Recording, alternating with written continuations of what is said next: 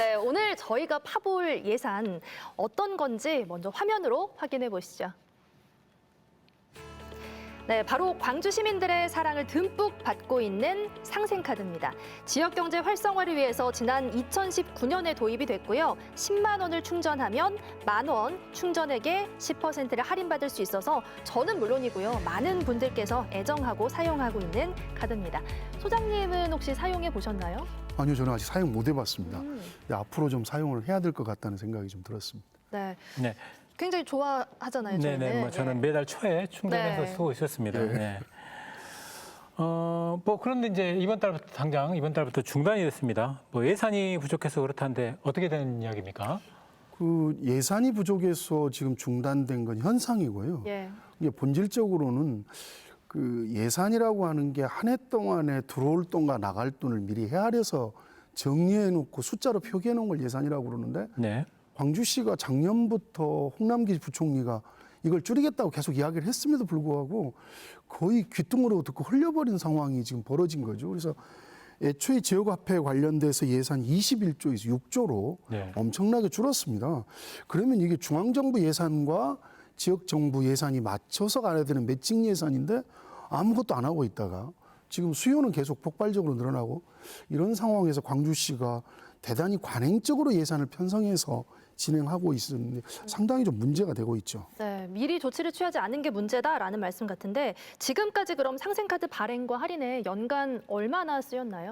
좀 전 말씀하신 대로 2019년도부터 광주시가 도입됐는데 네. 그때는 약 800억 정도였습니다. 근데 예. 작년에 1조 2천억이었거든요. 네. 발행액이요. 네. 엄청난 폭발적인 증가세를 특히나 광주는 이제 공장이 없고 취업 문제가 좀 심각하지 않습니까? 그러면서 자영업자나 소상공인들이 되게 좀 많은 편인데 이게 상당히 지역 경제의 버팀목으로서 역할을 좀 하고 있다. 뭐 그렇게 보여집니다. 그러니까 작년에 1조 2천억이었고 2020년에 8천억 정도 됐으니까 예, 그렇죠. 매년 10배 1조 원 정도, 최근 예. 2년 동안에 1조 원 정도가 지역화폐를 통해서 영내 소비가 됐다라는 그런 이야기지 않습니까? 예, 그렇습니다. 그런데 이제 처음 도입됐을 때 월간 할인율이 5%였거든요. 그런데 이제 10%로 늘어났어요. 어떤 배경이 있었나요? 이 원래는 중앙정부에서 10% 정도로 권고를 했었죠. 네. 그러다가 지금 작년부터 묘한 삐그덕 상황이 좀 벌어지고 이건 지역에서 책임져야 되는 거 아니냐라는 이야기가 나오면서 다른 지자체들 같은 경우에는 5% 정도로 낮추거나 충전 한도액을 좀 낮췄죠. 뭐 30만 원, 20만 원 낮췄는데 광주는 거의 손 놓고 있다가 지금 난리가 난 겁니다. 그래서 여전히 50만 원에 10% 정도를 해주고 있는 상황인데 좀 전에 계속 말씀드리는 건데 문제가 생기면 이걸 해소할 수 있는 방안들을 강구를 했어야 맞는 거죠. 그렇다면 충전액을 좀 낮추거나 그 부분을 10%에서 5%로 좀 낮춰서 준비를 하거나 아니면 광주 예산이 7조입니다. 네. 이게 지금 소진된 예산으로 치면 653억이 소진된 거거든요. 거기서 중앙정부 예산이 261억입니다. 그러면 이 정도는 충분히 만들었어야 되는 돈인데 광주시가 거의 대선과 지방선거를 핑계로 대면서 놔두고 있었던 상황들이 150만 광주 시민이 그대로 직격탄을 지금 맞고 있는 것 같습니다. 실제로 이 상생카드가 사용자도 그렇고요. 그리고 또 소상공인들에게도 큰 도움이 됐나요? 경제적 효과는 어떻습니까? 이게 정확한 통계는 잘 안 나옵니다. 왜냐하면 지금 최근에 코로나 문제도 좀 네. 벌어졌었고 여러 가지 이유가 있어서 그렇지만 좀 전에 말씀드린 대로 863억에서 1조까지 뛰었다라는 건 지역에서 대단히 폭발적 증가세거든요. 그럼 필요하기 때문에 그러는 겁니다. 물론 여러 가지 이제 그 좋지 않은 상황들도 있죠. 그렇지만 그렇더라도 지역의 경제 효과가 대단히 큰 건데 이 문제를 너무 간과했던 게 좀 문제다. 이게 지금 물가가 또 가파르게 상승을 하고 있지 않습니까? 그런 속에서 지역 경제 활성화의 버팀목으로서 역할을 좀 했다. 이렇게 보여집니다. 네, 이제 그렇다면은 이제 아까 국비 삭감이 예상되는 상황이었는데 대비를 했어야 되는데 못했고요. 이 상생카드가 앞으로 지속될 수는 있다고 보시나요? 아니면 그게 바람직하다고 보시는지 어떻습니까? 이게 사실은 자치단체장의 철학이고 시민들의 요구사항과 맞물려 떨어져 갈 겁니다. 좀 전에 인터뷰를 좀 봤습니다만 앞으로 추가적으로 추경을 하겠다고 하는데 지금 오늘부터 새로 임기가 시작된 분이 네. 벌써 저런 이야기를 하면 의원들도 지금 당선된 지 딱 이제 하루 됐습니다. 어느 정도의 하겠냐. 원래 7, 8월일 경에는 회기가 없습니다. 의장 선거 뽑고 나면 그다음부터 원구성하고 대개 9월에 추경을 하는 게 일반적인데 그 시기를 놓쳐버린 거죠. 그렇다면 9월에 추경을 한다고 할지라도 10월부터 실제적으로 쓸 수 있을 건데 향후에 이제 이건 좀 전에도 계속 말씀을 드리는 게 자치단체장이 철학이다라고 말씀을 드리는데 3개월은 어떻게 할 거냐라는 거예요. 네. 지금 상황에서. 여기에 대한 대비책을 광주시가 빨리 세워야 되지 않겠는가 싶습니다. 네, 저희가 사전 질문도 좀 받아봤거든요. 화면으로 함께 좀 질문 보겠습니다. 네, 광주 상생카드가 광주은행과 연계된 이유가 궁금합니다. 선정 이유 그리고 타 은행과의 연계 가능성을 알고 싶다고 하셨어요. 이 원래는 이제 광주시가 예산이 전체 7조인데요. 그중에 일반회계라고 하는 일반 행정에 들어가는 돈들, 그다음에 특정한 목적을 달성하기 위해서 만든 특별회계, 또 특정한 목적을 달성하기 위해서 회계연도와 상관없이 쓰는 걸 기금이라고 하는데 가장 큰 부분을 차지하고 있는 일반회계가 광주은행이 금고로 선정이 돼 있습니다. 그래서 돈이 들어왔다 나갔다 하는 부분에서 아주 요긴하게 쓸 수 있기 때문에 광주은행에 지금 돼 있고 특히나 지금 7월 오늘부터 지금 응모를 하지 않으면 네. 그 부분에 접수를 하지 않으면 쓸 수 없는 부분이 있기 때문에 특히나 이 부분 좀 살펴보셔야 될 것 같습니다. 이건 불가피한 측면이 있다라는 것이고요. 예. 네. 네, 다음 질문 볼게요.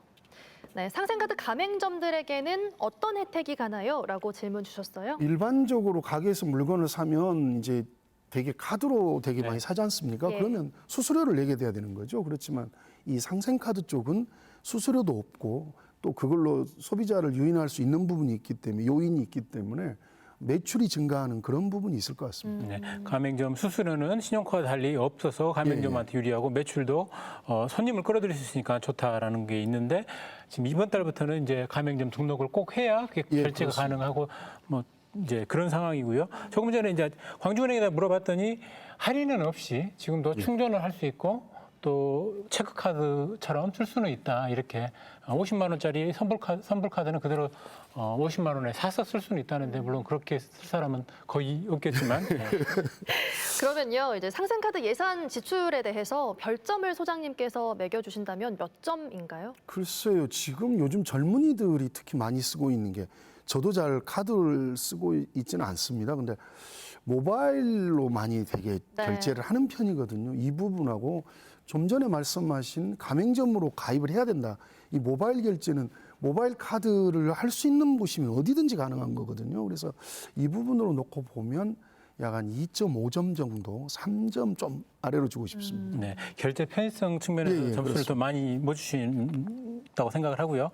그다음에 이제 또 하나 이제 짚고 넘어가야 될 부분은 이제 역외 유출을 막고 역내 소비를 활성화하자는 취지의 지역 화폐이긴 하지만 뭐 그렇다면 할인율을 15%, 20%까지 할 수도 있거든요. 근데 그렇게는 못 한단 말입니다. 여기에 대해서는 어떤 이유가 있다고 보시는 건지요? 예, 그 사실은 이해와 요구로 치면 뭐 전체를 다 지원하면 좋겠죠. 근데 예산은 한정돼 있는 겁니다. 그래서 네.